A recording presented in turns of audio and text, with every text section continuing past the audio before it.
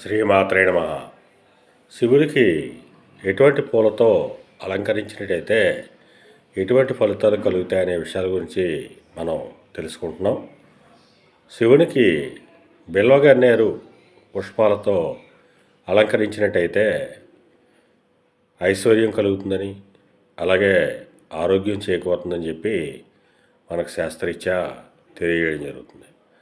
అందువలన ఎక్కువగా ఈ బిల్వగన్నేరు వృక్షాలు శివాలయాల్లో పెంచడం జరుగుతుంది.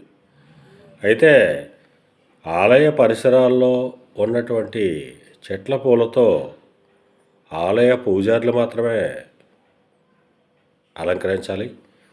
మనం బయట నుంచి సేకరించి కానీ లేదా వాటిని కొనుగోలు చేసి కానీ ఆ రకంగా మాత్రమే మనం భగవంతుడికి అర్పించాలి.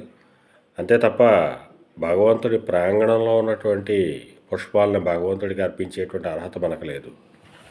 శ్రీమాత్రే నమః.